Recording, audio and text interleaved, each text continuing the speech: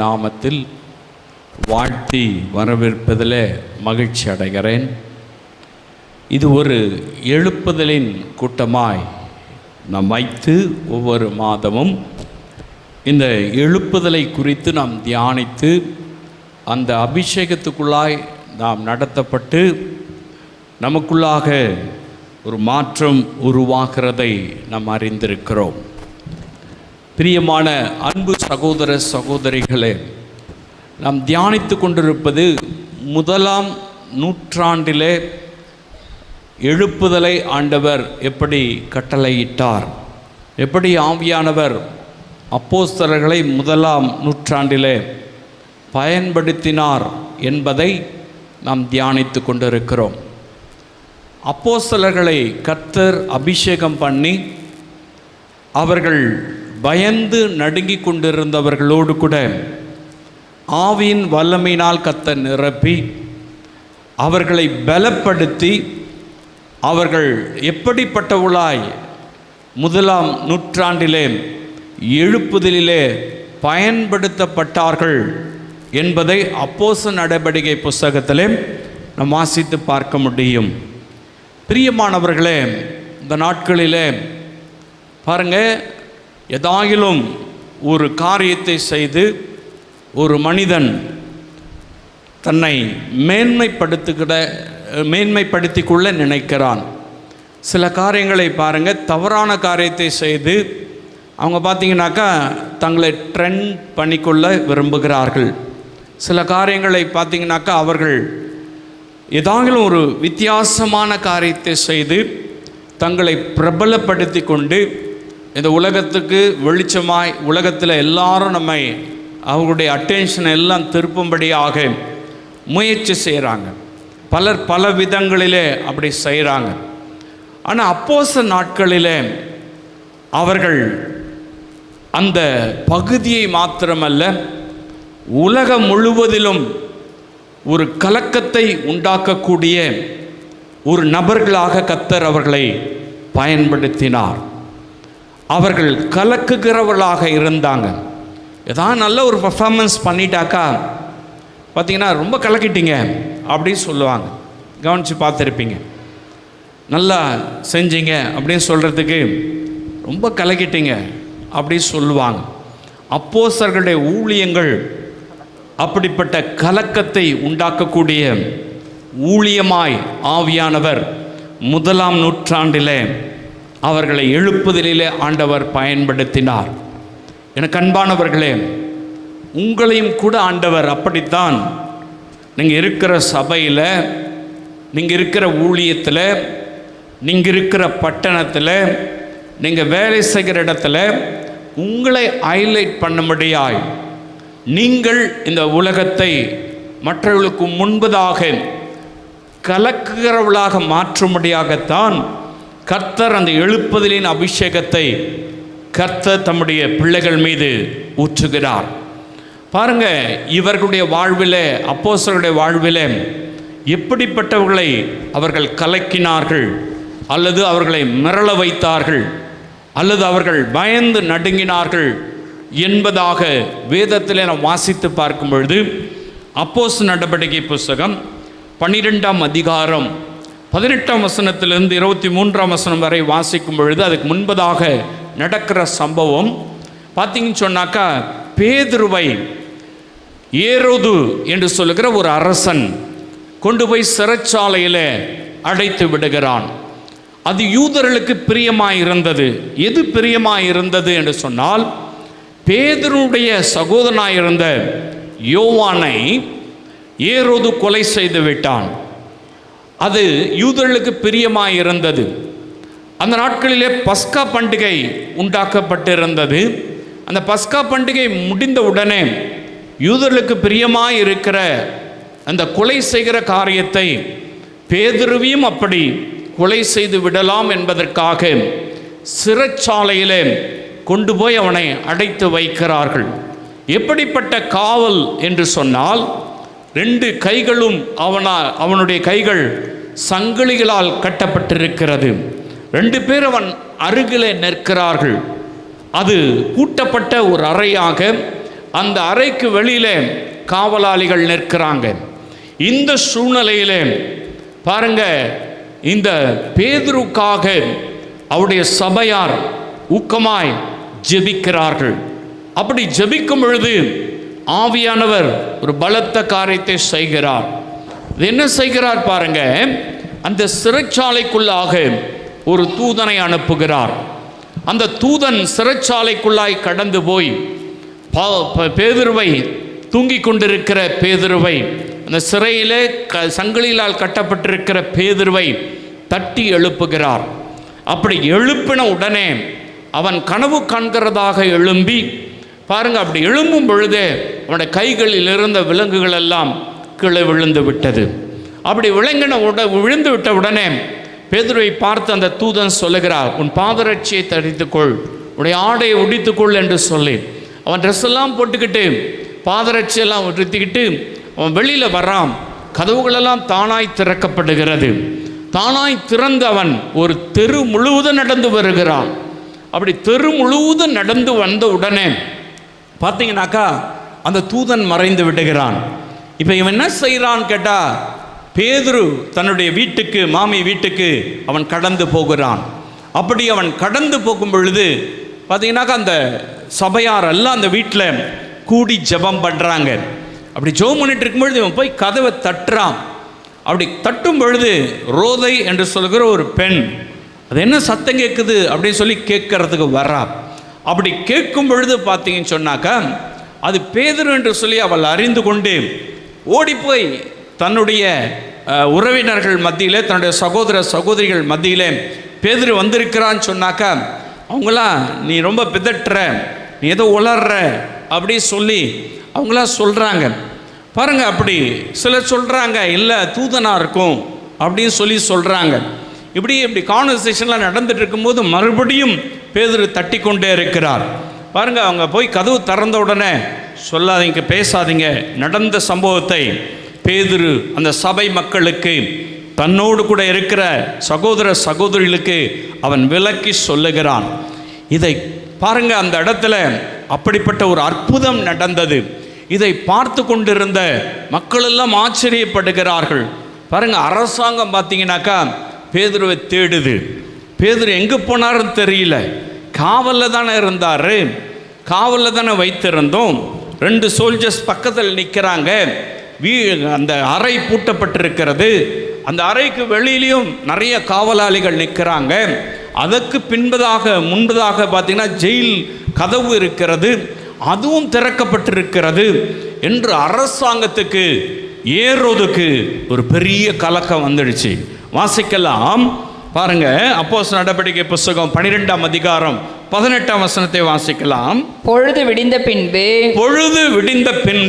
பேதுருவை குறித்து சேவகர்களுக்குள்ளே உண்டான கலக்கம், அந்த மிலிட்டரி ஆபீசர்ஸ், அந்த சேவகர்கள், அங்க இருக்கிற காவலாளிகள் அல்லது போலீஸ் ஆபீசர்ஸ், அவங்களுக்கு உண்டான கலக்கம் கொஞ்சமல்ல. கர்த்தருடைய பரிசுத்த நாமத்துக்கு மகிமை உண்டாகட்டும். அரசாங்கத்தை கலக்கக்கூடிய நபர்களாக அப்போஸ்தலரை கர்த்தர் பயன்படுத்தினார். ஹல்லேலூயா. அரசாங்கம் என்ன சட்டத்திட்டம் போட்டாலும் சரி, எந்த ஜெயிலில் கொண்டு போய் வைத்தாலும் சரி, என்ன விலங்கு மாட்டினாலும் சரி, இந்த அபிஷேகத்தை நீங்க பெற்றுக்கொண்டீங்கன்னாக்கா அரசாங்கத்தை கலக்குகிற நபராக கர்த்தர் இந்த அபிஷேகத்தினாலே நம்மை வழி நடத்தக்கூடிய தேவனாய் அவர் இருக்கிறார். 1ஆம் நூற்றாண்டில் நடந்த ஒரு பெரிய நிகழ்வு இது. அரசாங்கம் கலங்கினது, அந்த சோல்ஜர்ஸ் கலங்கினாங்க, அங்க இருக்கிற போர் சேவகர்கள் மிகுந்த கலக்கம் அடைந்தார்கள். இது என்ன நடக்கிறதுன்னு தெரியல, அவங்களால அண்டர்ஸ்டாண்டிங் பண்ணிக்கொள்ள முடியல, அவங்களால அதை புரிந்து கொள்ள முடியல. அந்த அபிஷேகத்தின் வல்லமை அதுதான். எழுப்புதல் காலத்தில் கர்த்தர் 1ஆம் நூற்றாண்டிலே அப்படிப்பட்ட ஒரு அபிஷேகத்தை அப்போஸ்தலர்கள் மேல கர்த்தர் கொடுத்தார். இந்த கடைசி காலத்தில் கர்த்தர் நம் மீதும் அந்த அபிஷேகத்தை கர்த்தர் கொடுக்க போகிறார். நம்முடைய அரசாங்கம் நமக்கு எதிராக எழும்பினாலும் சரி, எத்தனை சோல்ஜர்ஸ் நமக்கு எதிராக எழும்பினாலும் சரி, எத்தனை சட்ட திட்டங்கள் வந்தாலும் சரி, என்ன காரியங்கள் நமக்கு விரோதமாக எழும்பினாலும் சரி, எத்தனை சபைகளை மூடினாலும் சரி, எத்தனை மிஷனரி ஸ்தாபனங்கள் எதுவும் செய்யக்கூடாது என்று சொல்லி அரசாங்கம் சட்டங்களை போட்டு தடுத்து நிறுத்தினாலும் சரி, கர்த்தர் செய்ய நினைத்ததை ஒருவனும் தடுக்க முடியாது. இது கடைசி கால எழுப்புதலின் அபிஷேகம். ஹல்லேலூயா. அரசாங்கத்தை கலக்குகிற நபர்களாக கர்த்தர் உங்களையும் மாற்ற விரும்புகிறார். இந்த அபிஷேகத்தை பெற்றுக்கொண்டீங்கன்னு சொன்னாக்கா நீங்க சாதாரணமான நபர்களாகத்தான் இருப்பீங்க. பேதுரு ஒரு சாதாரணமான படிப்பறிவு இல்லாத மீன் பிடிக்கிற ஒரு நபர், ஒரு சாதாரணமான மனுஷன். பாருங்க, அவனை கொண்டு போயிட்டு ஒரு கைதியா வைக்கிறாங்க. கொலை செய்வதற்காக அவனை கைதியாய் கொண்டு போய் வைக்கிறாங்க. ராஜாவுடைய கண்களில் அவனுக்கு தயவு கிடைக்கல. ஏரோது ஜனங்களை திருப்திப்படுத்துவதற்காக அவனை கொலை செஞ்சா யூதர்கள் மகிழ்ச்சி அடைவாங்க அப்படின்னு நினைச்சு அவனை கொலை செய்யறதுக்கு முந்தைய நாள் நடக்கிற சம்பவம் இது. அரசாங்கமே ஆடி போய் நிக்குது. ஹல்லேலூயா. ஒரு தனி நபர், அந்த தனி நபருக்காக அந்த சபை ஜெபித்தது. அரசாங்கத்தை கர்த்தர் அசைத்தார். Why not? நம்ம ஜெபித்தோம் சொன்னா இந்தியாவை கர்த்தர் அசைப்பார். இந்திய அரசாங்கத்தை கர்த்தர் அசைப்பார். இந்தியா அரசாங்கத்தில் நமக்கு எதிராக எழும்புகிற எத்தனை சட்ட திட்டங்கள் ஆனாலும் அது சுக்குநூறாய் உடைந்து போகும். அந்த அபிஷேகத்தின் வல்லமை, அந்த அபிஷேகத்தின் அக்னியுடைய வல்லமை பாருங்க. அந்த அபிஷேகம் இறங்கும் பொழுது பேதுருக்கு என்ன நடக்குதுன்னு தெரியல. தூதன் மாத்திரம் பக்கத்தில் நிக்கத்தை பார்க்கிறான். அவன் கையில் இருக்கிற விலங்கு, 2 கையை கட்டி வச்சிருக்காங்க, அது தானா கழண்டு போயிடுச்சு. பாருங்க, இவன் நடக்கிறான். இவன் நடக்கும் பொழுதே ஆட்டோமேட்டிக்கா டோர்லாம் தானா திறக்குது, ஜெயில் கதவுகளெல்லாம் தானா திறக்குது. ஒரு தெரு முழுவதும் நடந்து வந்தானா. ஒரு தெரு, பெரிய தெரு, அது முழுவதும் நடந்து வந்திருக்கிறான். எப்படிப்பட்ட அபிஷேகம் பார்த்தீங்களா? யார் கண்ணுக்கும் தெரியல, யார் கண்ணும் அவனை பார்க்க முடியல, எந்த சோல்ஜர்ஸும் அவனை பார்க்க முடியல, எந்த அரசாங்க அதிகாரியும் அவனை பார்க்க முடியல. கர்த்தருடைய கண்களை எல்லாம் மறைத்து இவனை விடுதலை செய்து சுதந்திரமாய் நடக்க அவனுடைய ஊழியத்தை அவன் செய்யும்படியாய் அந்த அபிஷேகம் நடத்தினது. ஹல்லேலூயா. கடைசி காலத்துல இந்த அபிஷேகத்தை தான் உங்க மேல கர்த்தர் போட விரும்புகிறார். கர்த்தர் உங்களை பயன்படுத்துவதற்காகத்தான். நிறைய காரியங்கள் நமக்கு நெருக்கம் போல தெரியலாம், உபத்திரம் போல தெரியலாம், பாடுகள் போல தெரியலாம். என்ன இப்படி செய்றாங்களே, எல்லாம் முடிஞ்சு போச்சு அப்படின்னு நினைக்கலாம். இல்லை, நீங்க இந்த அபிஷேகத்தை பெற்றுக்கொண்டீங்கன்னாக்கா உங்களை கண்டு இந்த அரசாங்கம் கலங்கும். என்னமா முடியுமோன்னு கலங்குறாங்க. என்ன நடக்குதுன்னு புரிஞ்சு கொள்ள முடியல. அபிஷேகத்துடைய வல்லமை உங்களை அரசாங்கத்தை கலக்குகிற மனிதர்களாக கர்த்தர் மாற்றுவார். ஹல்லேலூயா. அரசாங்கம் உங்களை ரொம்ப நெருக்குதா? எந்தெந்த காரியத்தில் நம்மளை போட்டு நெருக்கிறாங்களா, உபத்திரப்படுத்துறாங்களா? டோன்ட் வரி, பயப்படாதீங்க. இந்த அபிஷேகத்தை பெற்றுக்கொள்ளுங்க. அந்த நுகத்தடிகள் முறிந்து போகும். கடைசி காலத்தில் கர்த்தர் அந்த அபிஷேகத்தை ஆதி அப்போஸ்தலர் நாட்களில் எப்படி ஊற்றினாரோ அதே விதமாக தம்முடைய பிள்ளைகள் மேலே கர்த்தர் அந்த அபிஷேகத்தை கொடுக்க விரும்புகிறார். அதுதான் எழுப்புதல், அதுதான் ரிவைவல், அதுதான் எழுப்புதல். கவர்மெண்ட் என்ன பண்ண முடிஞ்சிச்சு? பேதுருவை, சபை மக்களை என்ன பண்ண முடிஞ்சிச்சு? மேக்சிமம் ஜெயிலில் கொண்டு போய் போட முடிஞ்சிச்சு, அவ்வளோதானே. அதுக்கப்புறம் ஒன்றும் பண்ண முடியல, ஒன்றும் செய்ய முடியல. பயப்படாதீங்க, எதை கண்டு பயப்படாதீங்க. சேனைகளின் கர்த்தர் பெரியவர். அவர் நேற்றும் இன்றும் என்றும் மாறாதவர். அவர் இன்றும் ஜீவிக்கிறவராய் இருக்கிறார். ஜீசஸ் இன்றைக்கும் இயேசு கிறிஸ்து உயிருள்ளவராய் இருக்கிறார். அவர் ஆவியாய் இருக்கிறார். அவரை தொழுது கொள்ளுகிறவர்கள் ஆவியோடும் உண்மையோடும் அவரை தொழுது கொள்ளுகிறோம். அந்த அபிஷேகத்தை கர்த்தர் நம்மள போட்டு இந்த அரசாங்கத்தினுடைய காரியங்களை எல்லாம் கடைசி காலத்தில் மாற்றி அவருடைய சுவிசேஷத்தை அறிவிப்பதற்கு கர்த்தர் நம்மை பயன்படுத்த விரும்புகிறார். பேதுருவை கர்த்தர் அப்படித்தான் பயன்படுத்தினார். அப்போஸ்தலர்களை கர்த்தர் அப்படித்தான் பயன்படுத்தினார். ஹல்லேலூயா. அங்கிருந்த சோல்ஜர்ஸ், அங்கிருந்த அரசாங்க அதிகாரிகள் எல்லாம் மிகுந்த கலக்கம் அடைந்தார்கள், மிகுந்த கலக்கம் அடைந்தார்கள். ஒரு சாதாரண மனிதனை பார்த்து, ஒரு சாதாரண சபையை பார்த்து, ஒரு சாதாரண நபர்களை பார்த்து முழு கவர்மெண்ட்டு, முழு அரசாங்கமே மிகுந்த கலக்கத்தை அடையும்படியாய் அந்த அபிஷேகம் கிரியை செய்தது. ஹல்லேலூயா. இந்த அபிஷேகத்தை நீங்கள் பெற்றுக்கொண்டீங்கன்னாக்கா அப்படித்தான் கர்த்தர் நம்மை பயன்படுத்துவார். அப்படித்தான் ஆண்டவர் நம்மை நடத்த விரும்புகிறார். இரண்டாவது, அவர்கள் எப்படிப்பட்ட கலக்கத்தை அந்த இடத்திலே கர்த்தர் அவர்களை கொண்டு நடப்பித்தார் என்பதாக வேதம் சொல்லுகிறது. பாருங்க, அப்போஸ்தலர் நடவடிக்கை புஸ்தகம் 13ஆம் அதிகாரம் 6ஆம் வசனத்திலிருந்து 13ஆம் வசனம் வரை வாசிக்கும் பொழுது இந்த இடத்துல பாருங்க, பார்வோ பட்டணம், அந்த பட்டணத்தில் பார்த்தீங்கன்னு சொன்னாக்கா பர்ரேசு அப்படின்ற ஒரு மந்திரவாதி இருக்கிறான்.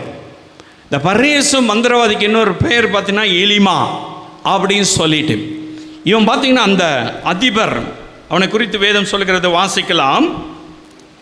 மாயவித்தக்காரன் என்று அர்த்தம் கொள்ளும் பெயரையுடைய, மாயவித்தக்காரன் என்று பெயரை கொண்ட அர்த்தமுடைய அந்த எலிமா என்பவன், அந்த எலிமா என்பவன் அதிபதியை விசுவாசத்தினின்று திருப்பும்படி, விசுவாசத்திலிருந்து திருப்பும்படி வகை தேடி அவர்களோட எதிர்த்து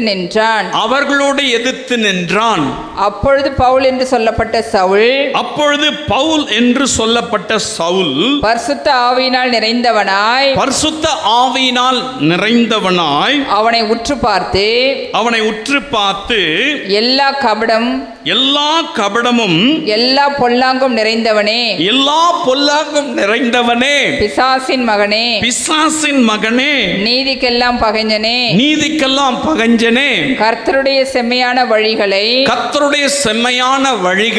புரட்டுவதில் ஓய மாட்டாயோ? இதோ இப்பொழுதே கர்த்தருடைய கை உன்மேல் வந்திருக்கிறது. சில காலம் சூரியனை காணாமல் நீ குருடனாய் இருப்பாய் என்றான். உடனே மந்தாரமும் இருளும் அவன் மேல் விழுந்தது. அவன் தடுமாறி கைலாகு கொடுக்கிறவர்களை தேடினான். பாருங்க, இந்த பர்ரேசு என்று சொல்லுகிற எலிமா என்று சொல்லுகிறவன் அந்த அதிபதியுடைய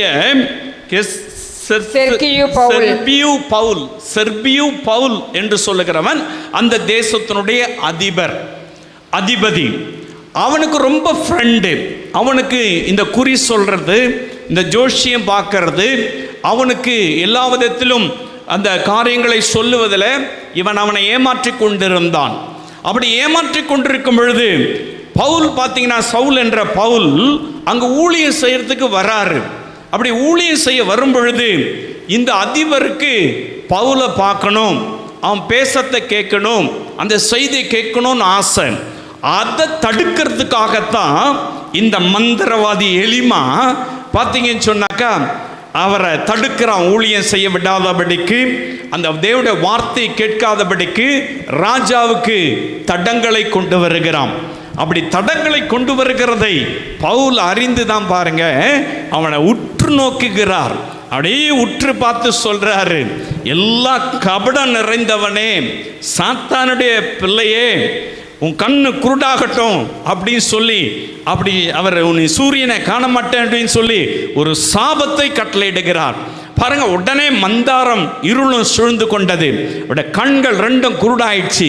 அப்படியே தோல் கொடுத்து தாங்குகிறவளை, கைலாங்க கொடுக்கிறவளை அவன் தேடினான் என்பதாக வேதம் சொல்லுகிறது. பிரியமான அன்பு சகோதரனே, சகோதரியே, பாருங்க கர்த்தர் இப்படிப்பட்ட அபிஷேகத்தை பவுல் மேல வச்சிருக்கிறாரு அப்படின்னு சொன்னாக்கா, மந்திரவாதிகளை கலங்கடிக்க செய்கிற அபிஷேகம். ஹல்லேலூயா. கடைசி காலத்தில் ஒரு பக்கத்தில் மந்திரவாதிகள் எழும்பி ஊழியங்களை கெடுப்பதற்கு, ஊழியம் செய்ய விடாமல் தடுப்பதற்கு, ஊழியக்காரருடைய குடும்பங்களை அழிப்பதற்கு, விசுவாசிகளை டிஸ்டர்ப் பண்றதுக்கு, ஜெபிக்க விடாமல் இருப்பதற்கு, அல்லது விசுவாசிகள் வியாதியை வர வைத்து விசுவாசிகள் பாருங்க துக்கப்படும்படியான காரியங்களை செய்வதற்கு மந்திர காரியங்களை செய்து இப்படிப்பட்ட காரியங்களை செய்வார்கள். பாருங்க, ஆதி அப்போஸ்தலர் நாட்களிலே அப்படித்தான் பவுல் ஊழியம் செய்யும் பொழுது மந்திரவாதிகள் தடுத்தார்கள். அந்த அதிபருக்கு ஆசை தேவனுடைய வார்த்தை கேட்பதற்கு, பவுல் பேசுகிற பிரசங்கத்தை கேட்பதற்கு அவனுக்கு ஆசை. ஆனா பாத்துங்க, இந்த பர்யேசு என்று சொல்லுகிற எலிமா என்பவன் ஒரு மந்திரவாதியாய் அவன் பாருங்க அவரை தடுக்கிறான். பிரியமான அன்பு சகோதரனே சகோதரியே, இன்றைக்கு கூட அநேக இடங்களில் மந்திர காரியங்கள் பெருகிவிட்டது. எங்கு பார்த்தாலும் பில்லி சூனியங்கள், எங்கு பார்த்தாலும் மாந்திரிக கிரியைகள், அசுத்தாவிகளை வைத்து பாருங்க பல காரியங்களை செய்கிறாங்க. பிசினஸை முடக்கிறாங்க, ஊழியத்தை முடக்கிறாங்க, குடும்பத்தை முடக்கிறாங்க, பல விதங்களில் வியாதியை கொண்டு வர்றாங்க, சில நேரங்களில் மரணத்தை சம்பவிக்க செய்கிறாங்க, சாபமான காரியங்களை உண்டாக்கி பாருங்க பலவிதமான உபத்திரவங்களை தேவ பிள்ளைகளுக்கு கொண்டு வர்றாங்க. இந்த அபிஷேகத்தை நீங்க பெற்றுக்கொண்டீங்கன்னாக்கா அவர்களை நீங்கள் கலங்கடிக்க செய்ய முடியும். பேதுரு இந்த அபிஷேகத்தை, பவுல் இந்த அபிஷேகத்தை பெற்றுக்கொண்டபடியினாலே அந்த ஆவியில நிரம்பி அவனை உற்று பார்த்து சபிக்கிறான். அவருடைய கண்கள் குருடாக்கி விட்டது. அங்க இருக்கிற ஜனங்களுக்கு கலக்கம் வந்துருச்சு. அந்த ராஜா உடனே பாருங்க அந்த அதிபர் இயேசுவை ஏற்றுக்கொண்டான். அங்க ஒரு ரட்சிப்பு வந்துடுச்சு. அந்த இடத்துல ஒரு பெரிய கலக்கம். அதுவரையில அந்த அதிபர் இந்த மந்திரவாதியை தான் நம்பிட்டு இருந்தான். இந்த எலிமா என்று சொல்லுகிற இந்த நபரை தான் நம்பிட்டு இருந்தான். அவன் சொல்றது தான் அவனுக்கு தெய்வ வாக்கு, அவன் சொல்றது தான் அவன் கேட்டுட்டு இருந்தான். இப்ப அவன் கண்ணை குருடாயிட்ட உடனே பவுல் சொல்றதை கேட்க ஆரம்பிச்சிட்டான். ஹல்லேலூயா. ஊழியம் வேகமாய் பரவி சென்றது, தேசம் கலக்கம் அடைந்தது. எனக்கு அன்பான அன்பு சகோதரனே சகோதரியே, இந்த அபிஷேகத்தை பெற்றுக்கொண்டீங்கன்னாக்கா எதிர்க்கு இருக்கிற மந்திரவாதிகள், பின்பதாயிருக்கிற மந்திரவாதிகள், எதிராக எழும்பி வருகிற மந்திரவாதிகள் கலக்கமடைவார்கள். அப்படி ஒரு கலக்கத்தை இந்த அபிஷேகம் கொண்டு வரும். ஹல்லேலூயா. பாருங்க, பவுல் ஊழியம் செய்யும் பொழுது ஆவியில நிரம்பி சொல்றான், அபிஷேகத்தில் நிரம்பி சொல்றான். பாருங்க, அந்த இடத்துல மந்திரவாதி ஃபெயிலியர் ஆயிட்டான். மந்திரவாதி தோல்வியை சந்திக்கிறான். சில நேரங்களில் நமக்கு இதனால தான் இப்படி வந்திருக்குமோ, இப்படி செய்வதனால தான் இந்த வியாதி வந்துடுச்சோ, இப்படி மந்திர காரியம் நடக்கிறதுனால தான் நமக்கு இப்படிப்பட்ட பிரச்சனைகள் வருதோ அப்படி நீங்கள் பயப்படுவீங்க.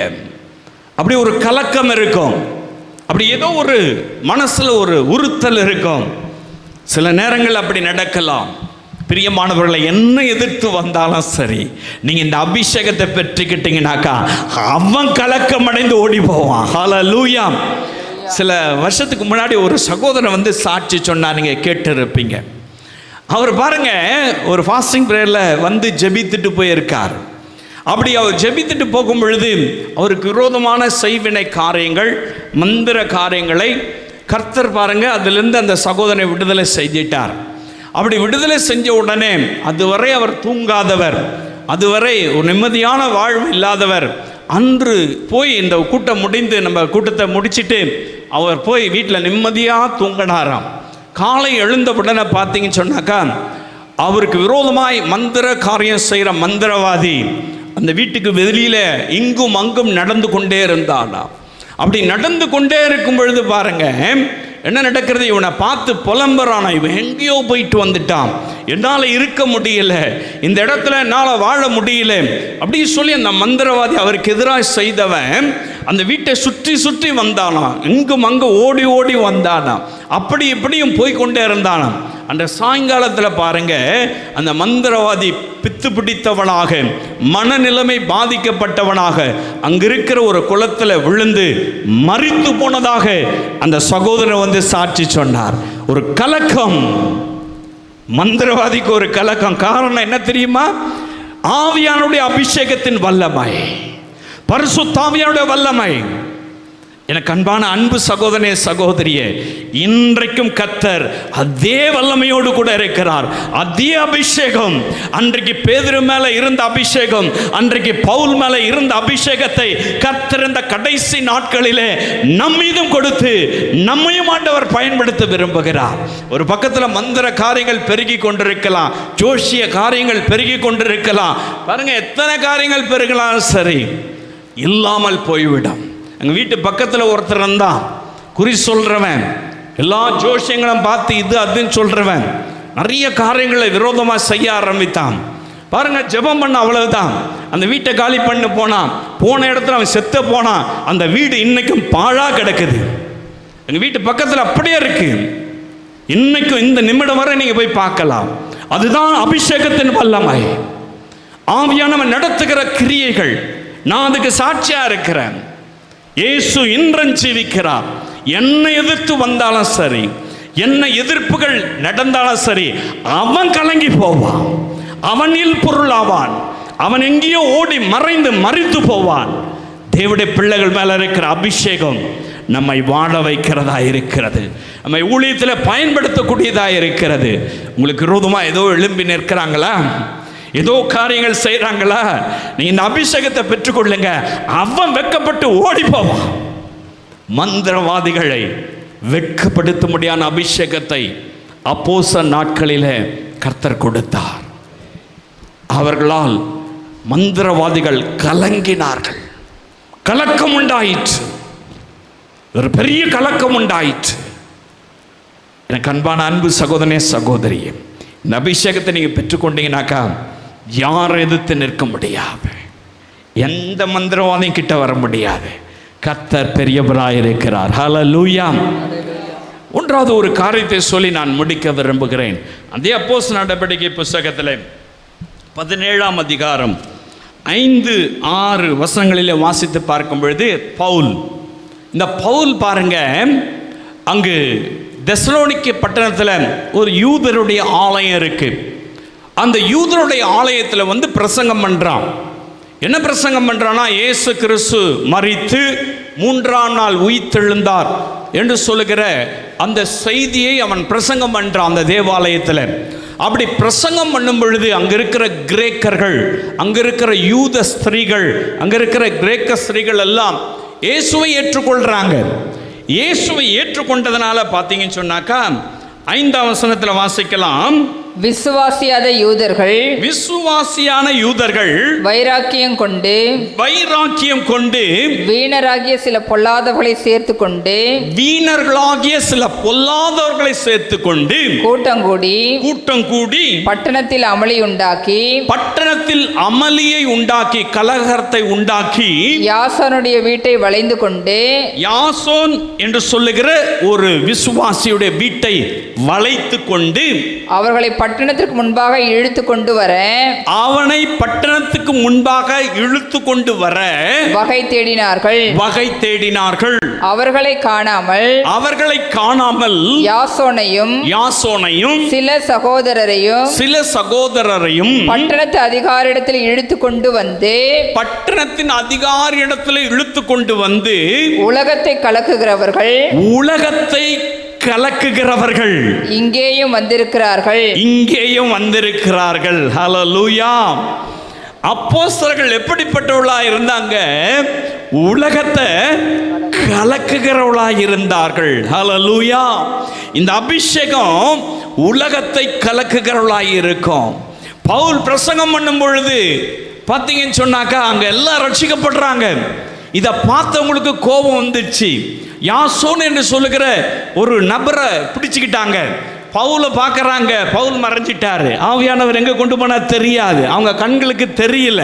பவுலை கண்டுபிடிச்சு இழுத்துட்டு வர முடியல. இந்த யாசோன் என்று சொல்லுகிற ஒரு விசுவாசி, அவனை பாருங்க, எல்லாம் பட்டணத்தில் இருக்கிறவங்க பொல்லாத நபர்களை எல்லாம் கூட்டிகிட்டு கொண்டு போய் பாருங்க, இழுத்து கொண்டு அதிகாரிகளிடத்தில் கொண்டு வர்றாங்க.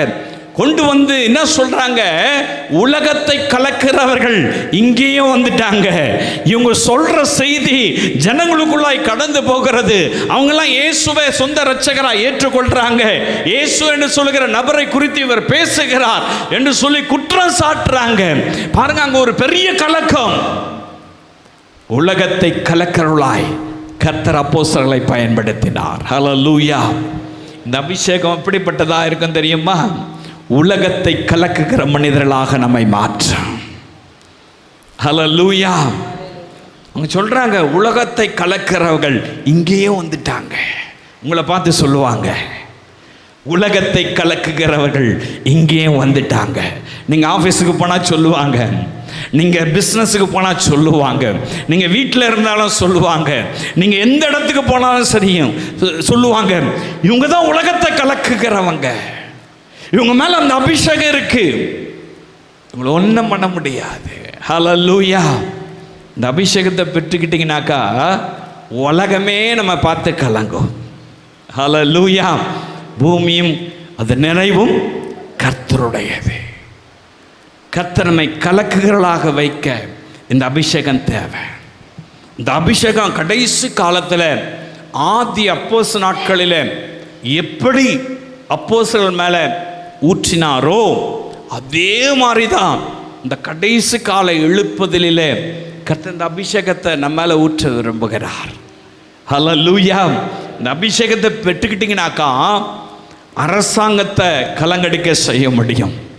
இந்த அபிஷேகத்தை பெற்றுக்கிட்டீங்கன்னாக்கா மந்திரவாதிகள் விக்கிரக ஆராதனைக்காரர்களை கலங்கடிக்க செய்ய முடியும். இந்த அபிஷேகத்தை பெற்றுக்கிட்டீங்கன்னாக்கா உலகத்தையே கலக்க முடியும். ஹல்லேலூயா. ஹல்லேலூயா. அப்ப தேவையா தேவையில்லை அந்த அபிஷேகம்? நமக்கு அந்த வாஞ்சை இருக்கணும். கடைசி காலத்தில் எனக்கு அந்த அபிஷேகம் வேணும். அப்போஸ்தலரை கர்த்தர் அப்படித்தான் பயன்படுத்தினார். கதை சொல்லிட்டு போல, வேதத்தின் அடிப்படையில் நான் உங்களுக்கு சொல்றேன். வேத வசனம் சொல்லுகிறதை நான் உங்களுக்கு எடுத்து காண்பித்து இருக்கிறேன். எப்படிப்பட்ட நபர்களாய் கர்த்தர் நம்மை மாற்ற விரும்புகிறார் என்பதை வேதம் நமக்கு வெளிச்சம் போட்டு காண்பிக்கிறது. ஏதோ நம்ம வந்தோம் போனோம் என்பதற்காக அல்ல. ஏதோ சபைக்கு வந்தோம், வசனத்தை கேட்டோம், காணிக்கை கொடுத்துட்டோம், நம்ம வேலையை பார்த்து நம்ம போகலாம், கர்த்தர் ஆசீர்வதிப்பார் என்பது நம்முடைய லிமிட் அல்ல. நம்மை கலக்குகிற மனிதர்களாக கர்த்தர் வைக்க விரும்புகிறார். அவருடைய பார்வையே வித்தியாசமானதுங்க. ஆவியானவர் நம்மை நடத்துகிற விதமே வித்தியாசமானது. நம்ம சாதாரண மனிதர்கள் தான், சாதாரண நபர்கள் தான். ஆனால் அவர் பெரியவர். அவர் நடத்துகிற விதம் வித்தியாசமானது. ஆவியானவர் வித்தியாசமாய் நம்மை நடத்த விரும்புகிறார். அப்போஸ்தலரை வித்தியாசமாய் பயன்படுத்தினார். அதனால தான் இன்னைய வரையிலும் இயேசு கிறிஸ்துவை குறித்தோ, வேத வசனத்தை குறித்தோ, இயேசு கிறிஸ்துடைய வாழ்வை குறித்தோ, அவருடைய மரணத்தை குறித்தோ, அவருடைய உயிர்த்தெழுதலை குறித்தோ ஒருவரால் ஒன்றும் சொல்லவே முடியலை. ஹல்லேலூயா.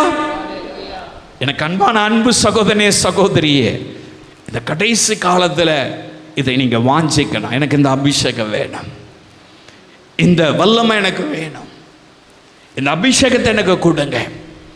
அப்போஸ்தலர் மேலே இருந்தது, பேதுரு மேலே இருந்தது, பவுல் மேலே இருந்தது. பாருங்க, அந்த அபிஷேகத்தை அவங்க பெற்றுக்கொண்டதுனால எப்படிப்பட்ட கலக்கம் உலகத்தில் உண்டாச்சு, மந்திரவாதிகளுக்குள்ள உண்டாச்சு, எப்படிப்பட்ட கலக்கம் அரசாங்கத்துக்கு உண்டாச்சு. எனக்கு அன்பானவர்களே, நம்ம பார்த்து கலங்க வேண்டிய அவசியம் கிடையாது. நம்ம ஆராதிக்கிற தேவன் ஜீவனுள்ள தேவன். நம்மளை பார்த்து தான் மற்றவங்க கலங்கணும். ஹல்லேலூயா. நம்ம உலகத்தை கலக்குகிறவர்கள், தேசத்தை கலக்குகிறவர்கள், இந்தியாவை கலக்குகிறவர்கள், தமிழ்நாட்டை கலக்கிறவங்க, திண்டிவனத்தை கலக்குகிறவங்க, இந்த மாநிலத்தை கலக்குகிற அபிஷேகத்தை கர்த்தர் நமக்கு வைத்திருக்கிறார். ஹல்லேலூயா. அது எந்த மந்திரவாதி, என்ன பில்லி சூனிய கட்டுகள், என்ன கிரியைகளாக இருந்தாலும் அதை மேற்கொள்ளும்படியான ஆவியான வல்லமையை கர்த்தர் நமக்கு வைத்திருக்கிறார். ஹல்லேலூயா. என்ன சட்ட திட்டங்கள் வந்தாலும் சரி, நீ சர்ச்சை கட்டக்கூடாதுன்னு சொன்னாலும் சரி, என்ன தடை வந்தாலும் சரி, சுவிசேஷம் அறிவிக்கூடாதுன்னு சொல்லி என்ன மார்ஜன் போட்டாலும் சரி, அதையெல்லாம் பிரேக் பண்ணக்கூடிய அபிஷேகத்தை கர்த்தர் கடைசி காலத்தில் நம்ம மேலே கைத்தார் வைக்க விரும்புகிறார். ஹல்லேலூயா. இப்போ நமக்கு தேவைதானே, நமக்கு இந்த அபிஷேகம் தேவைதானே. ஆண்டவரே எனக்கு இந்த அபிஷேகம் வேணும்னு சொல்லி நீங்கள் வாஞ்சிக்கணும், அது விரும்பணும். எனக்கு அந்த வல்லமை வேணும், இந்த அபிஷேகம் வேணும். அப்போஸ்தலர் மேலே ஊற்றுனீங்களே, எங்களை போல மனிதர்கள் தானே, எங்களை போல பாடுகள் உள்ள மனிதர்கள் தானே. பேதுரு மறுதளிச்சவன் தானே, அவன் மேலே அந்த அபிஷேகத்தை ஊற்றுனீங்களே. பவுல் கொலைகாரன் தானே, ஸ்தேவானை கொல்வதற்கு காரணமாக இருந்தவன் தானே, அவன் மேலே அந்த அபிஷேகத்தை ஊற்றுனீங்களே. என் மேலே ஊற்றுங்க, எனக்கும் அந்த அபிஷேகம் வேணும். நம்ம வெவ்வேறு சபை யார் வேண்டுமானாலும் இருக்கலாம், எனக்கு அந்த அபிஷேகம் வேணும். நீங்கள் வாஞ்சித்து கேளுங்க, இப்போ அந்த அபிஷேகத்தை கற்றுக் கொடுப்பா.